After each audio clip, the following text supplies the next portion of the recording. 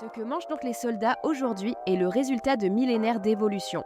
Les armées ont toujours su que pour gagner des guerres, il fallait d'abord nourrir leurs hommes. Comme le disait Napoléon, une armée marche sur son estomac.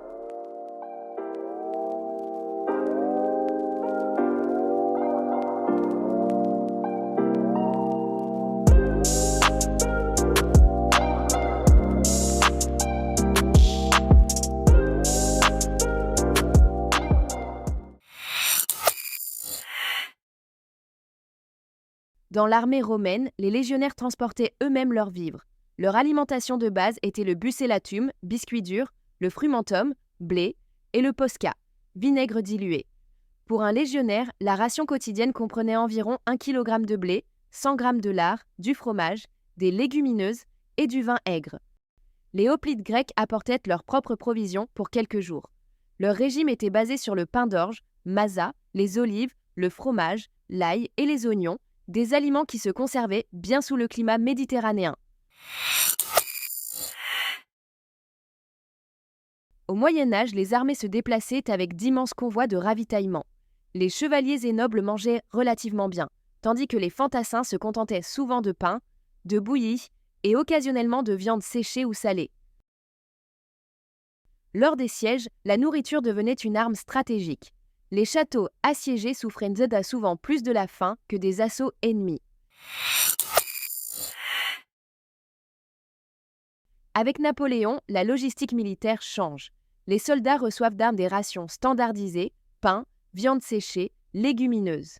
C'est aussi l'époque où apparaît la conserve, invention révolutionnaire de Nicolas Appert en 1795, initialement développée pour nourrir les armées napoléoniennes. Pendant la guerre de Sécession, les soldats de l'Union recevaient des biscuits durs appelés hardtack, souvent infestés d'insectes, ainsi que du porc salé, des haricots et du café. Les confédérés, moins bien lotis, devaient souvent se contenter de ce qu'ils trouvaient localement. Durant la Première Guerre mondiale, les tranchées imposent un nouveau défi logistique. Les soldats sans-sang français reçoivent le singe, bœuf en conserve, le pain, le vin et le célèbre pinard. Les soldats britanniques ont leur corned beef et leur thé, tandis que les Allemands, souffrant du blocus, voient leur ration diminuer drastiquement au fil du conflit. La Seconde Guerre mondiale voit l'apparition des rations K et C américaines, conçues scientifiquement pour apporter tous les nutriments nécessaires. Les soldats soviétiques se contentent souvent de pain noir et de kasha, bouillie de sarrasine, tandis que la Wehrmacht développe ses propres rations d'urgence standardisées, comme le Coca-Cola, chocolat à la caféine.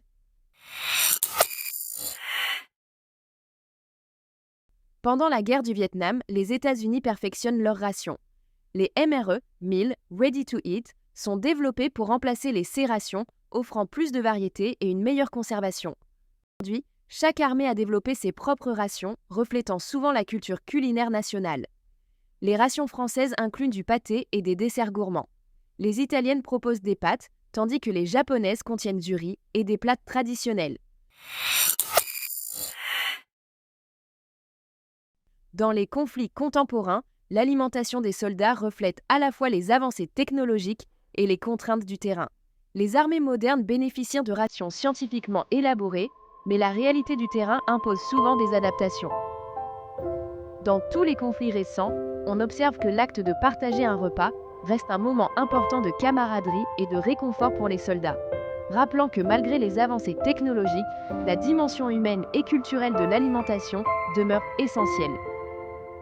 De la farine transportée par les légionnaires romains aux rations haute technologie d'aujourd'hui, l'histoire de l'alimentation militaire raconte aussi celle de l'innovation, de la logistique et des cultures. Si la guerre change, le besoin fondamental de nourrir ceux qui la font reste immuable. Si cette vidéo vous a plu, n'hésitez pas à vous abonner et à partager vos connaissances sur ce sujet dans les commentaires.